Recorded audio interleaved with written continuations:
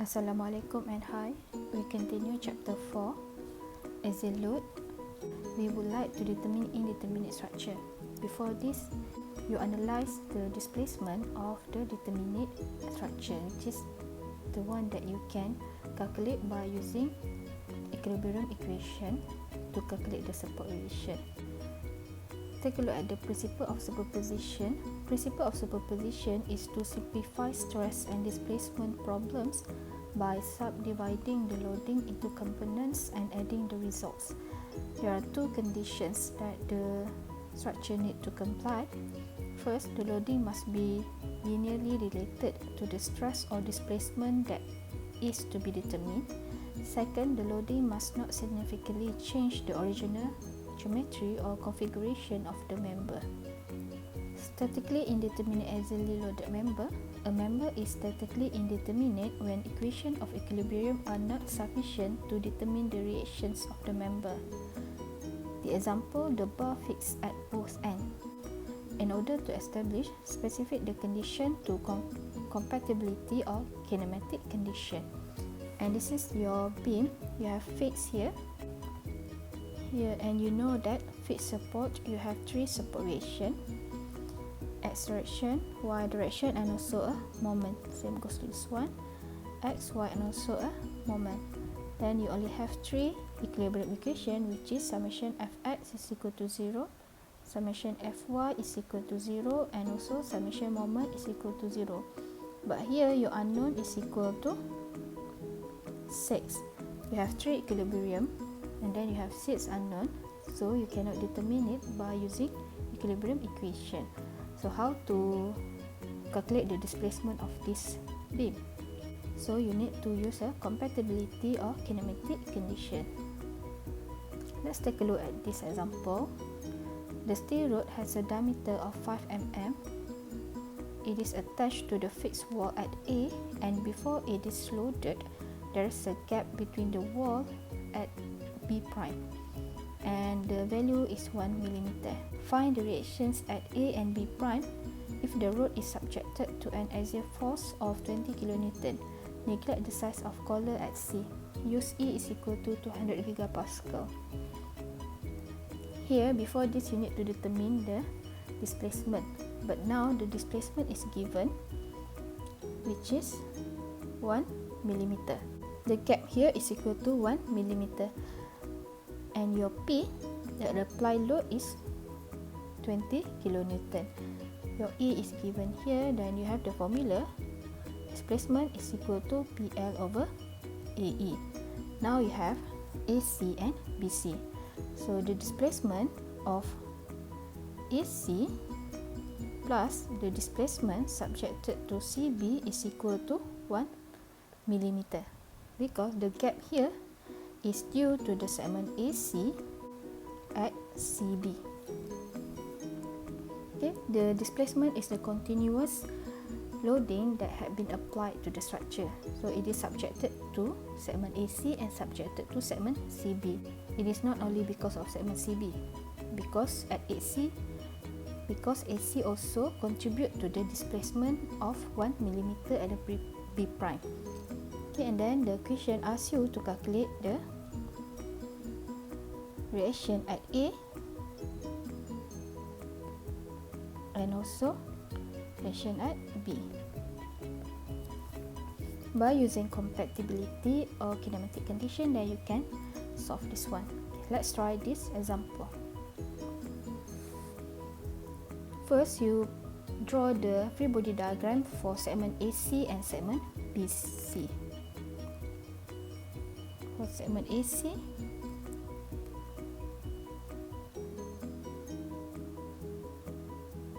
this is point A and this is point C. At C, you have 20 kN, remember.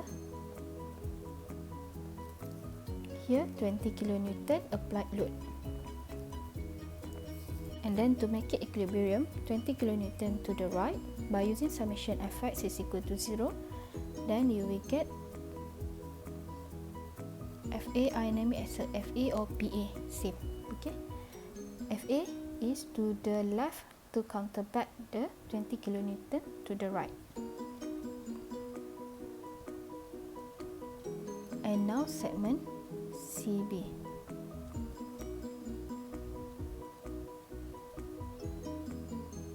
This segment, this is C and B. Then you have 20 applied load.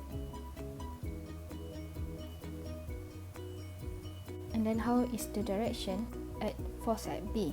Because you have applied force or applied load at C, then it should be to the left. I name it as a FB. If you would like to name it as a PB, it's okay. Force and load, same thing. And then you combine these two diagram AC plus diagram CB, then you will get the whole diagram here. Point A, point C and point B, 20 applied load. Then draw back FA and FB. Follow the direction. At A you have to the left. At B also you have to the left. If you look at the diagram AC is in tension. Why it is in tension? Because the load is tend to pull the structure. For CB it is in compression because the load is pushing the material or pushing the structure. And then from equilibrium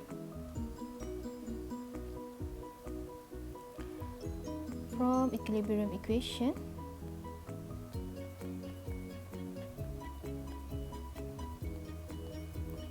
summation Fx is equal to 0, to the right is positive, then you have negative Fa plus 20 times 10 power of 3 because it is kilo, minus Fp is equal to 0. Then you simplify this equation, you will get Fa is equal to 20 times 10 power of 3 minus Fp.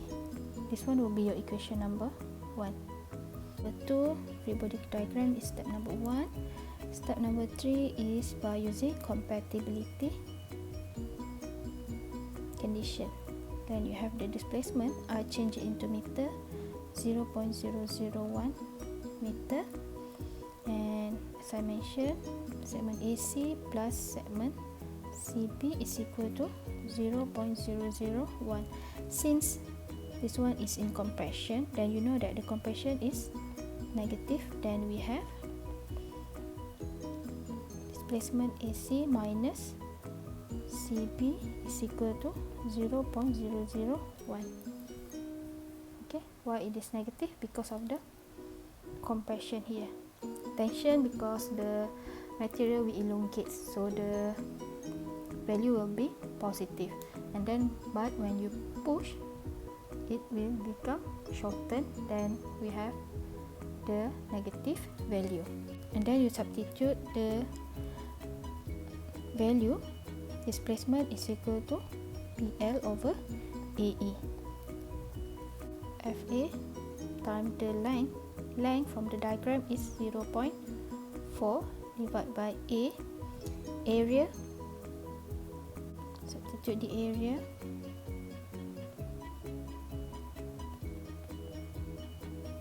E is 200 giga, so times 10 power of 9 minus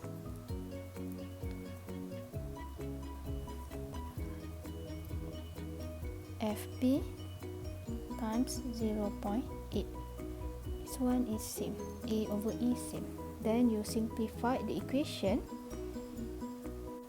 0.4 FA minus 0.8 FP is equal to 3926. This one will be your equation number 2.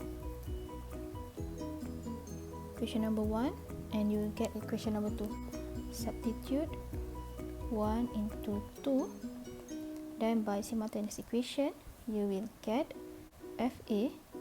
Reaction at A is equal to 16.605 Newton because we put here 20 times 10 power of 3, then it is equal to 16.605 kilonewton, the simplified.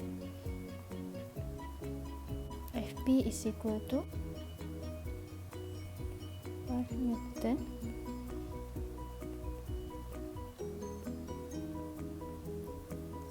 okay, and then this is your answer for reaction at A and reaction at B as mentioned by equation. For unit conversion, please remember the unit conversion. 1 megapascal is equal to Newton over mm square. 1 megapascal is equal to 1 times 10 power of 6 Newton over meter square. 1 millimeter is equal to 1 times 10 power of negative 3 meter. 1 millimeter square is equal to 1 times 10 power of negative 6 meter square.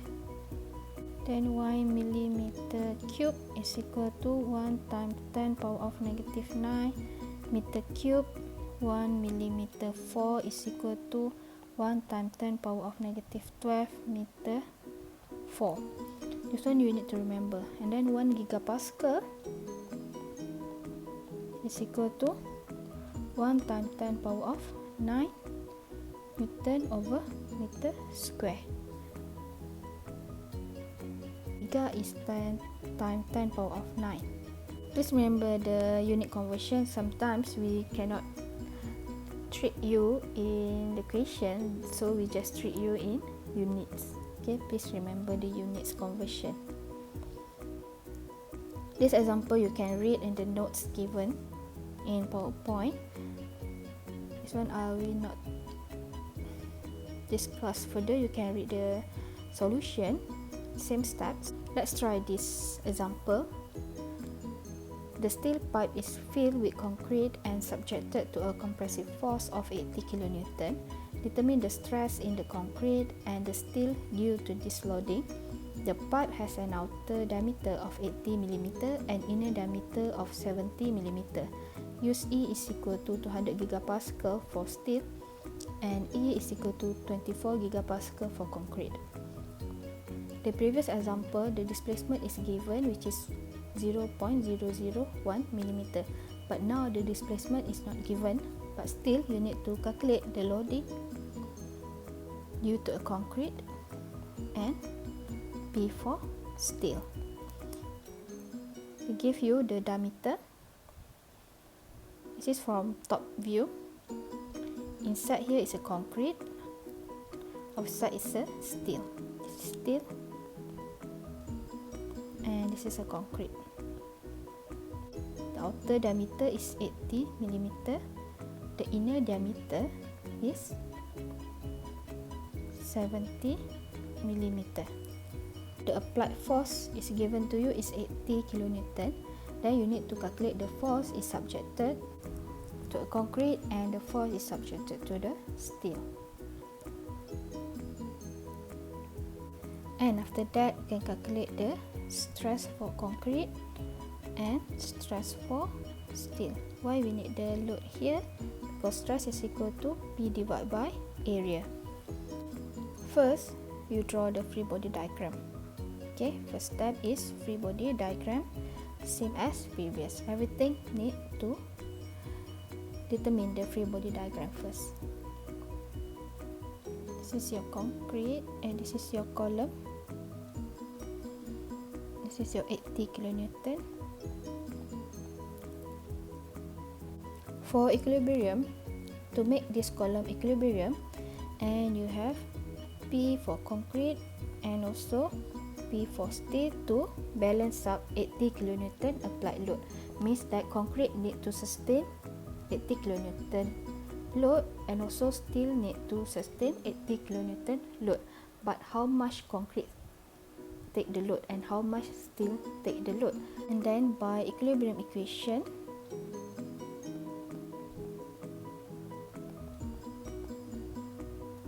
you will get summation Fy is equal to 0, output is positive, then you have P concrete plus P from steel minus 80 times 10 power of 3 is equal to 0. Then you simplify this equation. Concrete is equal to 80 times 10 power of 3 minus force from steel. This one will be your equation number 1.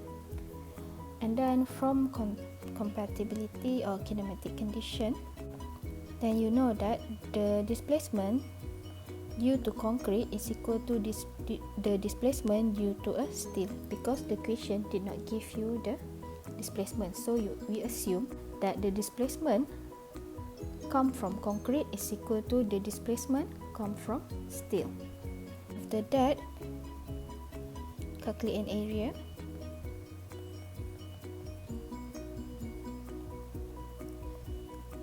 Then you have A for concrete. Remember the diagram that I draw here. So from here you can determine the area for concrete and area for steel. A concrete is equal to pi d square divided by 4d for concrete is a inner diameter times 0.07 power of 2 divided by 4. Usually I will use meter. I rarely use millimeter. Why? Because it's easier to convert the units.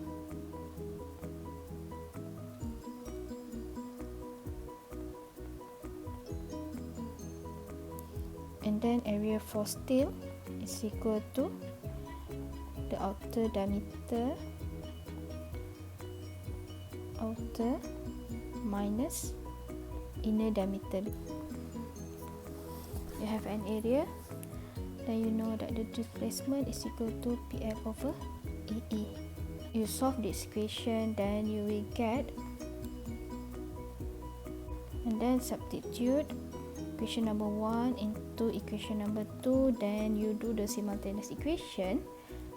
You will get P for concrete is equal to 22.514 kilonewton and P for steel is equal to 57.486 kilonewton.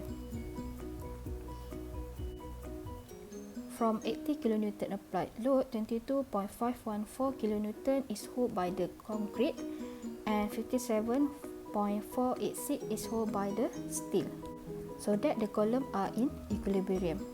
Okay, and the question asks you to calculate the stress. Then you have stress is equal to P for concrete divided area for concrete, and for steel is equal to divided by area for steel. So you calculate this one, you will get the stress. The question asks you the stress, not the load. If the question did not give you the displacement, then you need to use the compatibility condition, which is we assume that the concrete, the displacement subjected to concrete is equal to the displacement subject to steel if the both material are concrete and steel. If the displacement are given as from the previous example, then you need to draw the free body diagram and you need to see the material are in tension or material are in tension. Then you do the compatibility equation, then you can solve the equation. Okay, please try this one. The column is constructed from high strength concrete and A36 steel of it reinforcing rod. If it is subjected to an axial load of 150 kN and each rod has a diameter of 20 mm, determine the average normal stress in the concrete and each rod. B. The required diameter of each rod so that 1/4 load is carried by the concrete. A36, your E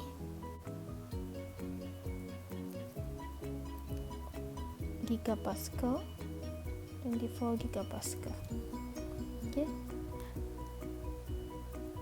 this one, the applied load is 150 kilonewton. So the question asks you to calculate the normal stress for concrete and also stress for steel. Same steps as previous example, you need to calculate the force carried by the concrete and force carried by the steel by using compatibility and by using equilibrium condition. And for B question, the question asks you to calculate the diameter. 20 diameter here is only for question number A. For question number B, you need to calculate the diameter, because now the question states that P for rod is equal to 1/4 times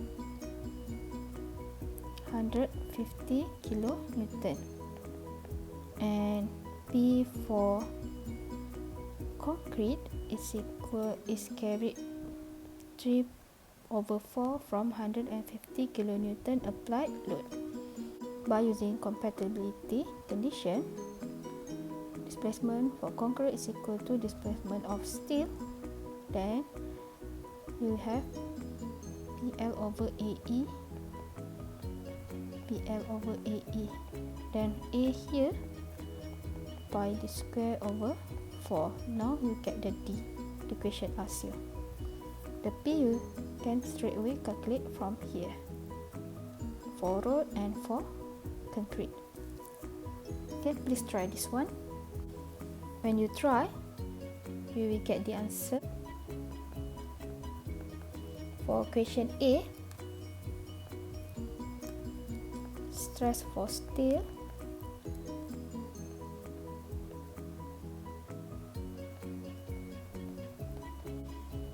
and the diameter for question B, the diameter is equal to 0.013. When you calculate the area here for steel, remember that you have 8 reinforcement rod. Please times 8. Okay, don't forget that. The last subchapter for chapter 4 is a thermal stress. Change in temperature causes a material to change its dimensions. Since the material is homogeneous and isotropic, then you have the formula. The displacement of thermal stress is equal to negative alpha times change of temperature times length. Alpha is a linear coefficient of thermal expansion. It is actually a property of the material, and change in temperature is the final temperature minus original temperature. Length is the length of the member. Then you can calculate the displacement.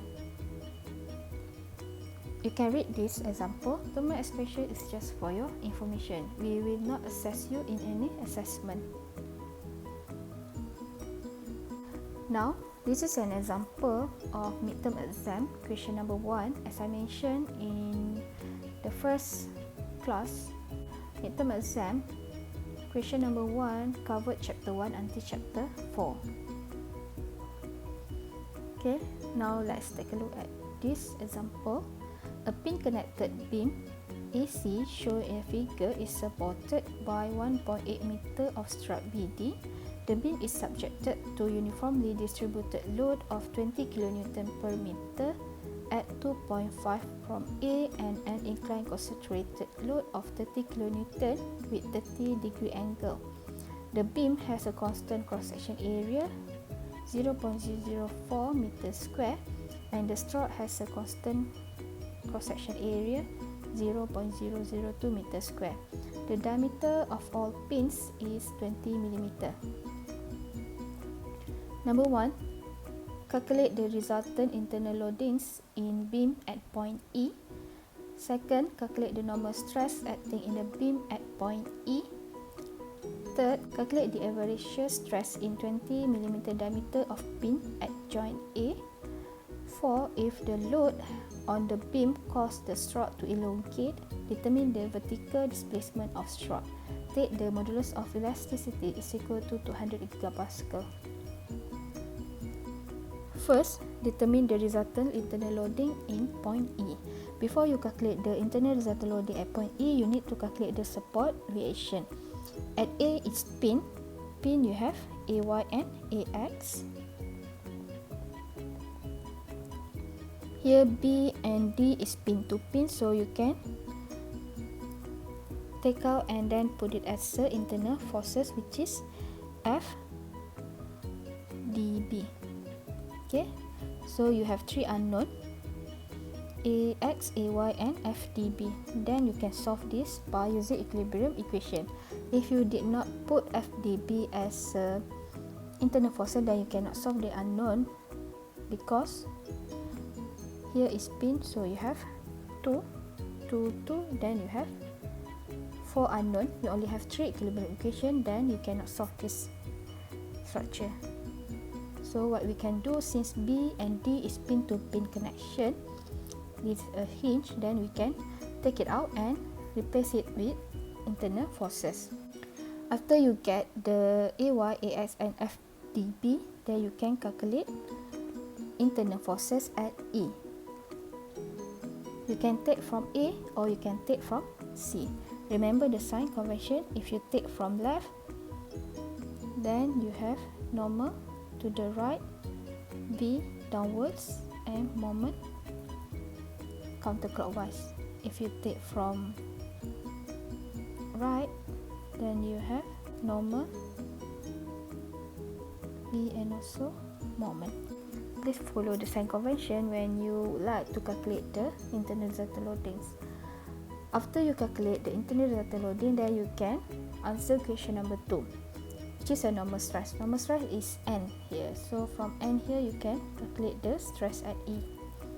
Okay. Number 3, calculate the average stress at pin A. Pin A here, as mentioned in this figure, it is double shear. Then is equal to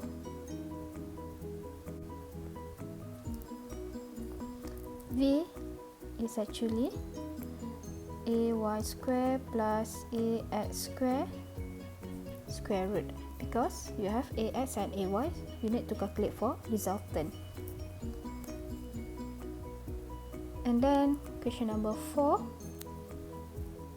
the displacement of dB. Then you have displacement is equal to PL over AE. P is the FDB here, L the length of stroke 1.6, A given the stroke, and then E 200 gigapascal. Then you can solve this question. Please try this one. This is an example of midterm exam. If you look at the question number 1 is connected to question number 2 and connected to question number 3 and 4. If the first step, which is to calculate the support reaction, you are wrong, then everything will be wrong. Support reaction, as I mentioned again and again, is very important. You need to know how to calculate the support reaction until you get 4. Okay, by that, thank you class.